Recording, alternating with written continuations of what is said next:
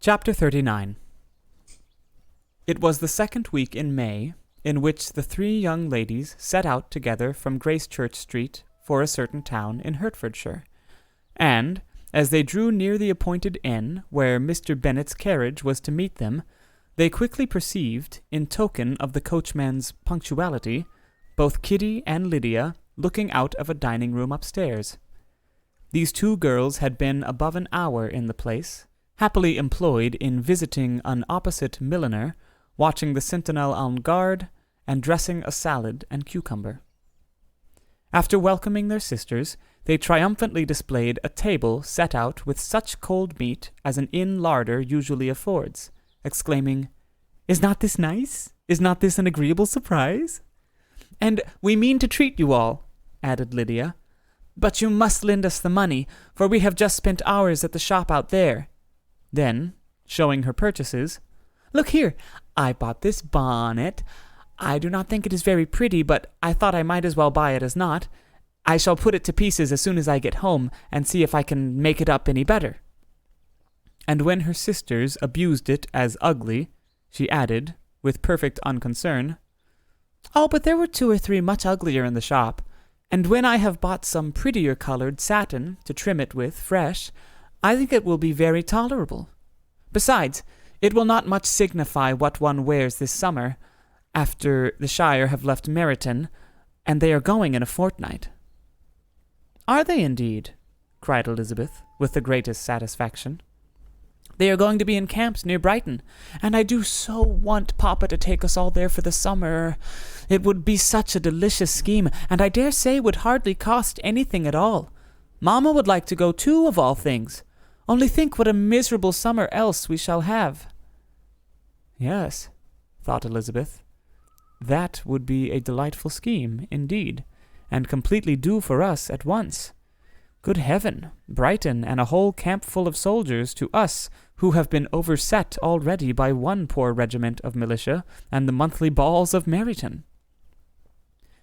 "Now, I have got some news for you," said Lydia, as they sat down to table. "What do you think?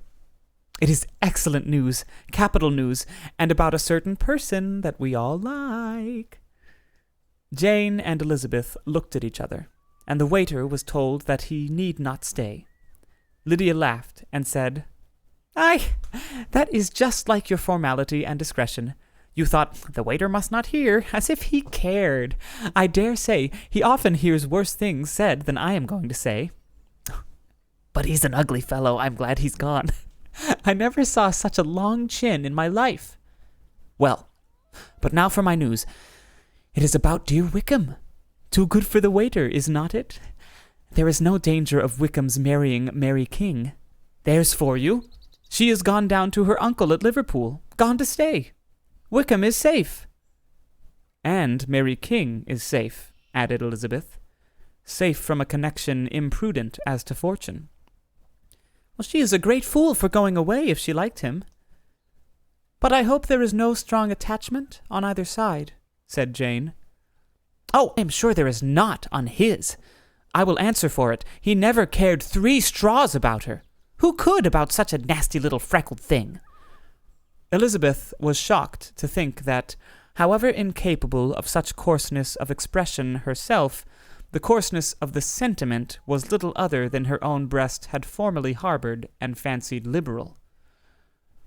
As soon as all had ate, and the elder ones paid, the carriage was ordered, and, after some contrivance, the whole party, with all their boxes, work-bags, and parcels, and the unwelcome addition of Kitty's and Lydia's purchases, were seated in it. "How nicely we are crammed in!" cried Lydia. "I am glad I brought my bonnet, if it is only for the fun of having another bandbox. Well, now let us be quite comfortable and snug, and talk and laugh all the way home. And in the first place, let us hear what has happened to you all since you went away. Have you seen any pleasant men? Have you had any flirting? I was in great hopes that one of you would have got a husband before you came back.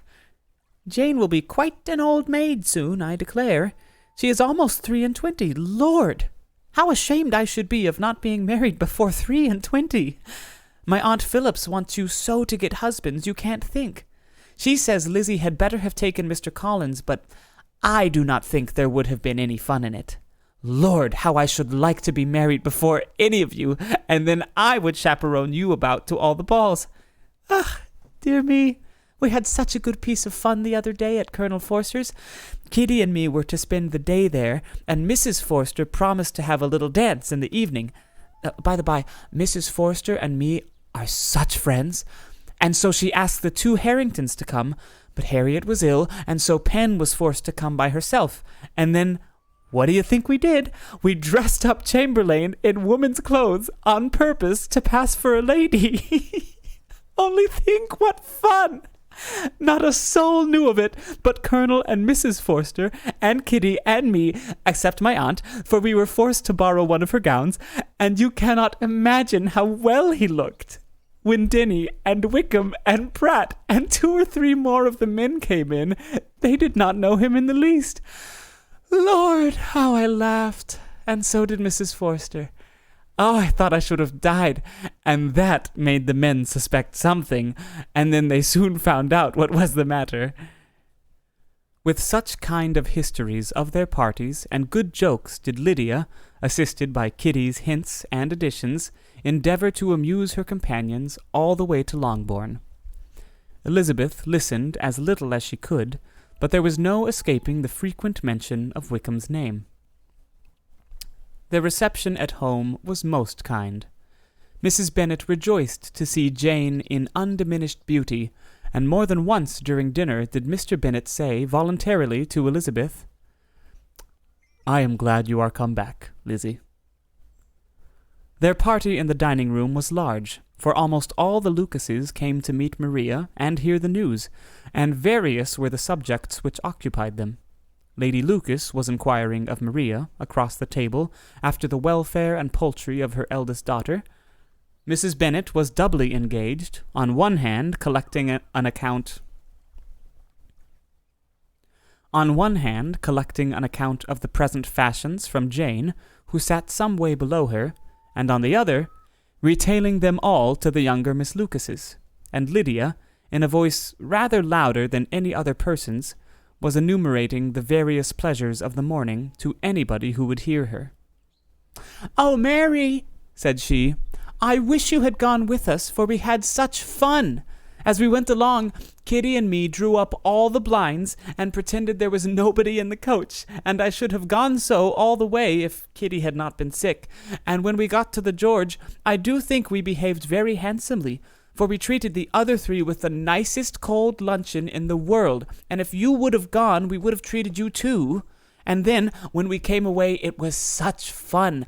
I thought we never should have got into the coach.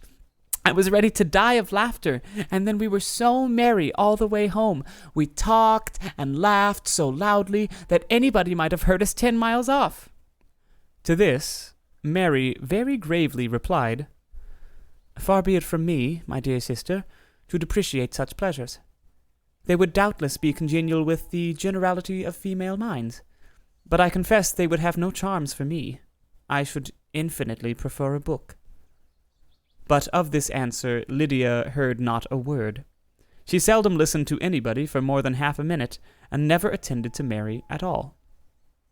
In the afternoon, Lydia was urgent with the rest of the girls to walk to Meryton, to see how everybody went on, but Elizabeth steadily opposed the scheme.